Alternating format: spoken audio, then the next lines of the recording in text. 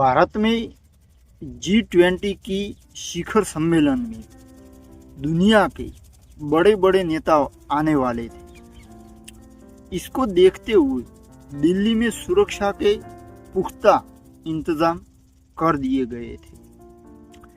America के राष्ट्रपति उस वक्त थे जो बाइडेन, वो भी आ रहे थे और सिर्फ वे ही नहीं, उनकी सुरक्षा का पूरा तामझाम साथ आ रहा था। अमेरिका के राष्ट्रपति की सुरक्षा पर तो हॉलीवुड भी कई फिल्में बना चुका है। ये सुरक्षा और उसका कवच ऐसा होता है जो सुनने में ऐसा लगता है कि एकदम फिल्मी है, लेकिन वाकई में ऐसा है। राष्ट्रपति की सुरक्षा अमेरिका की सीक्रेट सर्विस का अहम रोल होता है उसमें। वैसे तो ये एजेंसी 160 साल पहले इसकी स्थापना की गई थी, लेकिन उनको राष्ट्रपति की सुरक्षा की जिम्मेवारी साल 1901 में मिली। लगभग 7000 एजेंट और ऑफिसर सीक्रेट सर्विस में काम करते हैं और इसमें महिलाएं भी दोस्तों होती है। भले ही अमेरिका के राष्ट्रपति सबसे ताकतवर होते हैं, माने जाते हैं, लेकिन उनकी सुरक्षा का फैसला उनके हाथ में नहीं होता है। वो उस सीक्रेट सर्विस के एजेंटों के पास होता है। उसका जिम्मेवारी, उसकी पूरी ताकत, सुरक्षा की ताकत। अगर राष्ट्रपति चाहे भी कि उन्हें अकेला छोड़ दिया जाए, तो ये आदेश सीक्रेट सर्विस प्रोटोकॉल में काम करने वाले ऑफिसर नहीं मानेंगे। संविधान के तहत अगर अमेरिका के राष्ट्रपति किसी भी देश की यात्रा करने का फैसला करते हैं, तो तय तारीख से लगभग 3 महीने पहले से सीक्रेट सर्विस के एजेंट अपना काम शुरू कर देते हैं। राष्ट्रपति एक तरह से सुरक्षा के कवच में चलते हैं, जिसमें मल्टी लेयर सिक्योरिटी होती है दोस्तों। ये ना सिर्फ बहुत मजबूत है, बल्कि बहुत महंगी भी है। दरअसल अमेरिका ने अपने 4 राष्ट्रपतियों की हत्या देखी है। 1865 में महान लोकतंत्र के संस्थापक अब्राहम लिंकन, 1881 में जेम्स गारफील्ड, 1901 में विलियम मैकिनली और 1963 में जॉन एफ कैनेडी। तो जाहिर है अमेरिका अपने राष्ट्रपति की सुरक्षा को लेकर बहुत गंभीर है। अमेरिका के राष्ट्रपति की सुरक्षा 3 लेयर्स में होती है। सबसे अंदर राष्ट्रपति के प्रोटेक्टिव डिवीजन एजेंट होते हैं, उसके बाद सीक्रेट सर्विस के एजेंट होते हैं, उसके बाद पुलिस होती है। अब तो नई दिल्ली आने वाले थे, तो उसके लिए Delhi police, central reserve police यानी CRPF, उसकी भी एक सुरक्षा लेयर होगी, जो सबसे बाहरी चौथी सुरक्षा परत होगी। सीक्रेट सर्विस और व्हाइट हाउस के स्टाफ 2 से 3 महीने पहले ही किसी भी देश में जाकर लोकल एजेंसी से मिलना शुरू कर देते हैं।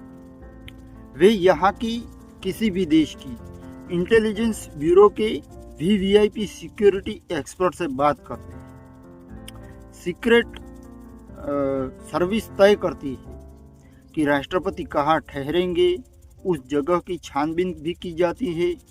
होटल के कर्मचारियों तक की पृष्ठभूमि की भी पड़ताल की जाती है। बात करें अगर सुरक्षा प्रोटोकॉल की, तो कई और इंतजाम देखे जाते हैं। जैसे एयरपोर्ट पर एयर स्पेस चाहिए, क्योंकि सिर्फ उनका एयरफोर्स वन ही नहीं आता है, उसके साथ 6 बोइंग C-17 विमान उड़ते हैं। इनमें हेलीकॉप्टर भी शामिल होते हैं। उनकी लिमोजिन गाड़ियाँ होती है, कम्युनिकेशन इक्विपमेंट होता है उसके अंदर, दूसरे एजेंट और स्टाफ मेंबर होते हैं।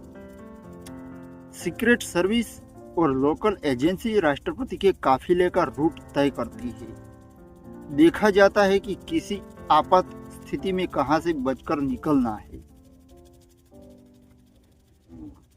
कोई हमला होता है तो सुरक्षित लोकेशन कौन सी है, आसपास के अस्पताल कौन से हैं। एजेंट ये सुनिश्चित करते हैं कि राष्ट्रपति जहां ठहर रहे हो वो जगह अस्पताल के ट्रॉमा सेंटर से 10 मिनट से ज्यादा दूरी पर ना हो। एक एजेंट आसपास के हर अस्पताल के बाहर तैनात रहता है ताकि इमरजेंसी में डॉक्टरों के साथ कोऑर्डिनेट कर सके। उनके ब्लड ग्रुप का ब्लड भी साथ में रखा जाता है कि कहीं किसी स्थिति में उन्हें खून की चढ़ाने की जरूरत पड़ी तो इंतजार न करना पड़े। उनकी आने की तारीख नजदीक आते ही एजेंट्स राष्ट्रपति के रूट पर पड़ने वाला हर एक स्टॉप चेक करते हैं। जिस होटल में वे ठहरते हैं उसके आसपास की सड़कों पर पार्क की गई कारों को भी हटवा दिया जाता है। अलग अलग तरह के खतरे के समय क्या किया जाएगा उन सब की रिहर्सल भी होती है, अभ्यास भी होता है।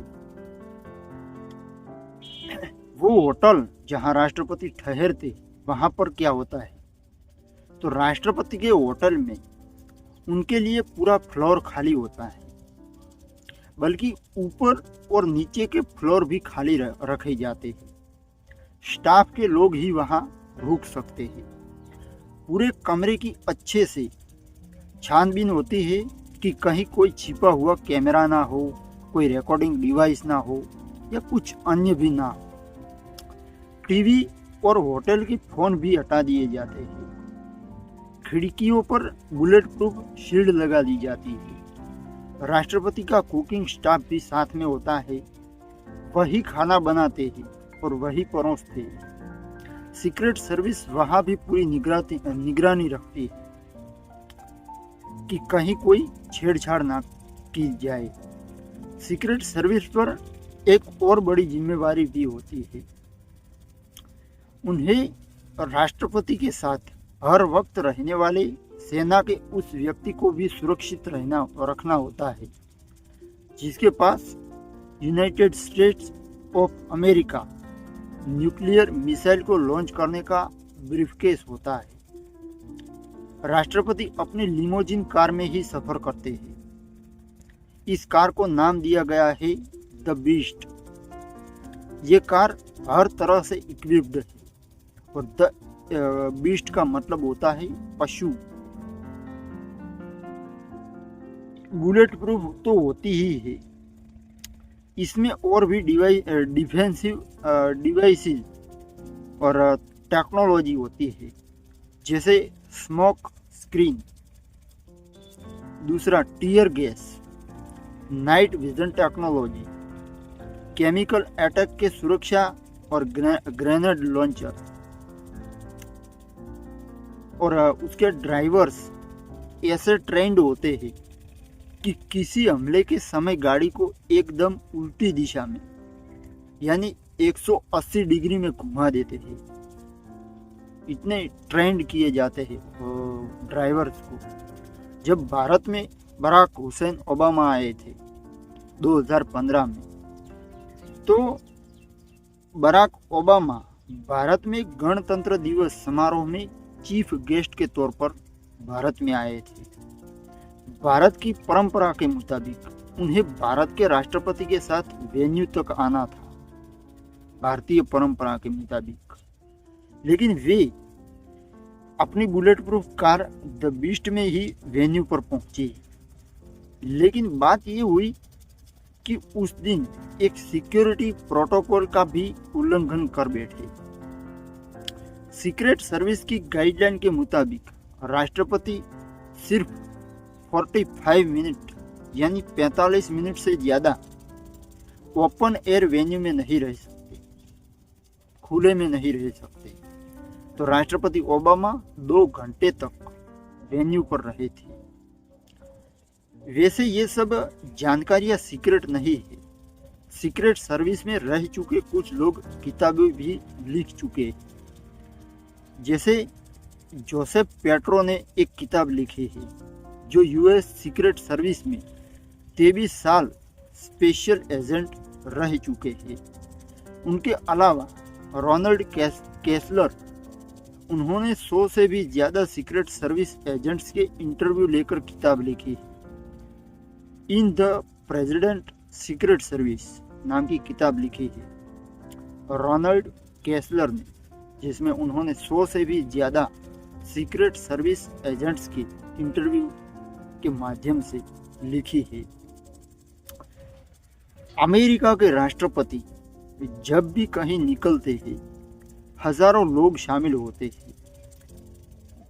व्हाइट हाउस के एक रिपोर्टर ने एक बार लिखा था कि जब अमेरिका के राष्ट्रपति सफर करते हैं तो दुनिया ठहर जाती है। तो दोस्तों, इस तरह की होती है दुनिया के सबसे ताकतवर देश यूनाइटेड स्टेट्स ऑफ अमेरिका के राष्ट्रपति की सुरक्षा, जिसमें पूरा का पूरा तामझाम होता है। लेकिन सवाल ये उठता है कि इतनी सिक्योरिटी क्यों? लॉजिक लगाए तो सवाल आसानी से मिल जाता है कि उनकी हत्या न हो। और दूसरे भी दोस्तों, कई सीक्रेट मिशन होते हैं, कुछ जानकारियाँ जो होती है राष्ट्रपति के दिमाग में, कुछ योजनाओं पर काम कर रहे होते हैं, कुछ सीक्रेट मिशन होते हैं देश के। इसलिए भी राष्ट्रपति की सुरक्षा इतनी कड़ी होती है दोस्तों। तो ये थी दोस्तों राष्ट्रपति, अमेरिका के राष्ट्रपति की सुरक्षा पर आपको जानकारी पूरी मिली होगी ऐसी मैं आशा रखता हूँ, होप रखता हूँ। तो बस यही, आपका बहुत बहुत धन्यवाद दोस्तों।